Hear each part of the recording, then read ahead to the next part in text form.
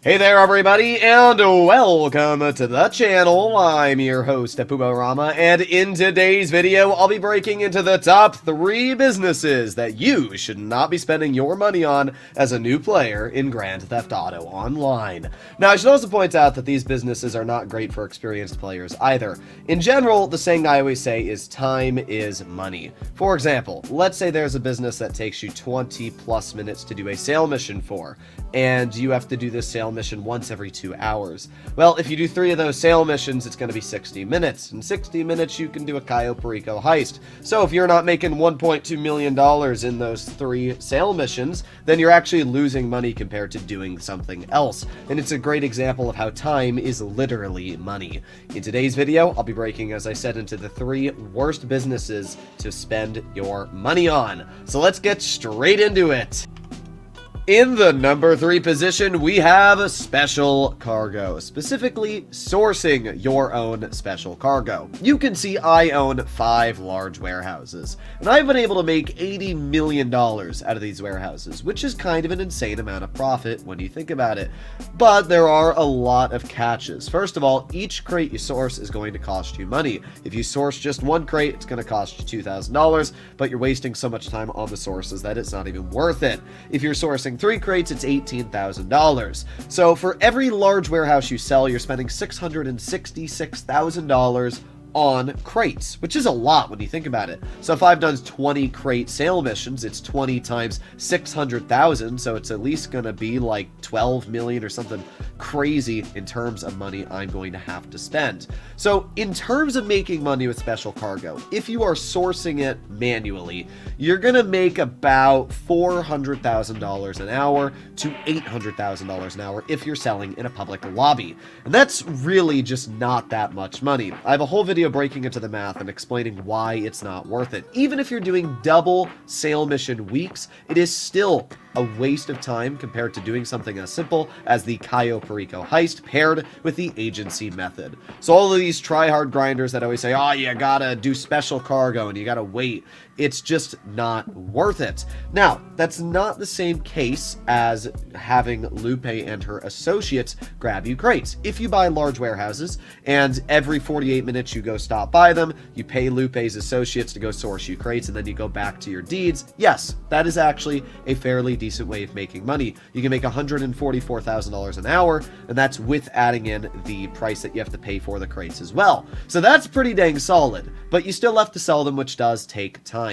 As a new player, buying large warehouses that cost up of $2 million, even if they're on sale, even if they're 40-50% off because it's a really good week, you're still gonna have to spend probably a good $8 to $7 million to pick up all 5 large warehouses, which just isn't worth it in my opinion. If you don't own large warehouses, don't get them. Stick to the ways of making money you already have. Get your hands on an agency, get your hands on the Kosatka. Sure, maybe later down the line, once you've got an entire, business line established and you're making a lot of money, then you can invest in these businesses. But special cargo is by far one of the worst businesses, even though it looks really, really profitable.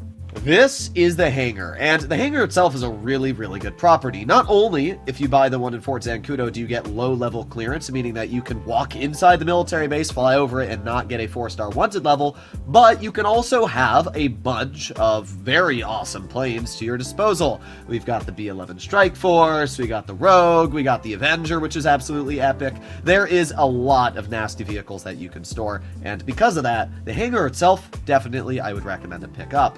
However, making money with the hangar is not worth your time. The only real way that I would use the hangar is by paying Rooster, but even then, you're barely making a profit. You're paying him $25,000, he's bringing you back a crate that's worth $30,000, or he's going to bring you back 2 crates, so you'll make either $35,000 of profit or $5,000 of profit, and he brings you back a crate once every 25 minutes. Or once every 48 minutes. It's really only profitable if you're using Rooster if you plan on selling in a public lobby, but you do got to remember that if you sell, there is a chance of your product being blown up. If we make our way upstairs, we can go on to our hangar computer. And this is really the part of the business that it's just not worth it. If you have friends helping you, you can make a lot of money. If you have 2-3 people helping you, you can make millions upon millions, and it's easily one of the most profitable businesses. But let's be real, this is Grand Theft Auto Online, where we don't have friends anymore. We grind solo, we play the game solo. Because of that, you have to source crates on your own. You're gonna go source, you're gonna do land.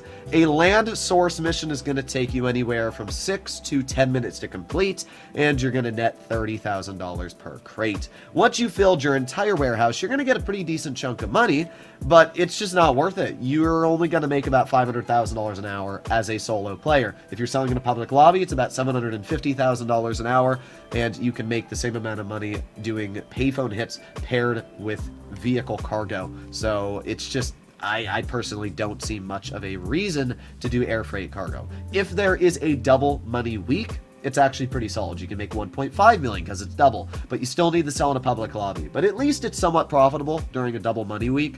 But yeah, the business itself, I just really can't say is very fun. And the fact that it doesn't make any money either compared to a lot of the newer ones, just leave it on the back burner. Would not recommend to use or Hangar for making money. And finally, we break into the worst business available in Grand Theft Auto Online. We make our way over to the arcade. Now, the arcade itself is fantastic. It is not even remotely close to the worst business. In fact, I'd say the arcade is an S-tier business. The reason we're going to arcade is to hop onto the Master Command Center so that we can take a look at the worst business, because there's a bunch of them. They're called motorcycle clubs.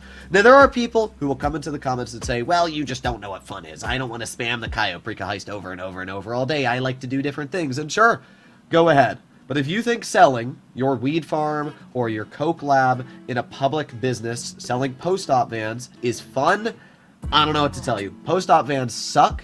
They are the biggest waste of time.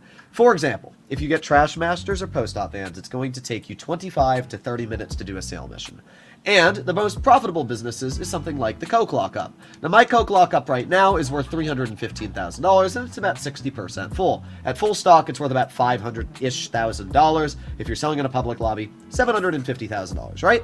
So I'm spending $75,000 to resupply my business. So in total, I'm spending about $150,000 to resupply it, which is taking away some of the profit I'm making. So I'm netting $750,000, and then I'm subtracting, let's say, about $150,000 from that. So it's more $600,000.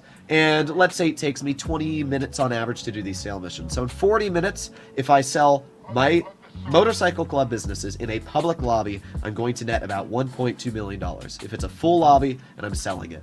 Okay, so 40 minutes. In 40 minutes, I can do the entire Cayo Perico heist from start to finish, all the setups and the heist, which I actually showed on the channel yesterday, and net about $1.2 to $1.5 million, depending on my take.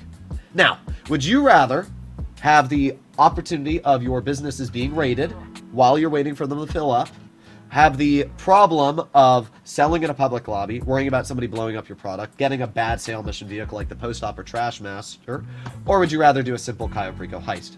Personally, I would not waste your time at all with the motorcycle club businesses. If you don't plan on selling in a public lobby, then your profit goes down 50%, which means now you're going to be sitting at around $350,000 of profit for every time you sell the Coke Lockup. That means if it takes you 20 minutes on average each sale mission, and you're getting $300,000 on average, you're going to make $900,000 in an hour. I can make $1.8 million an hour doing the Cayo Perico heist and agency paired with each other.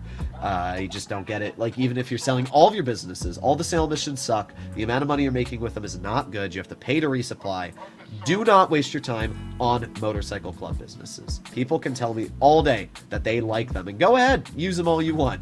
But please know that they are not good. You will lose multiple millions of dollars for hours you spend on motorcycle club businesses than you would spending on any other business. Even if you want to do passive businesses, focus on the nightclub, focus on the acid lab, focus on getting your agency passive income stacked up, focus on getting your arcade machines put into your arcade, focus on the bunker. Do not waste your time on the Coke Lockup. Hopefully you enjoyed today's video. If you'd like to see more like it, I'll see you all in the next one. And let me know if you agree or disagree with my opinions here. I'll see you all in the next one. Bye-bye.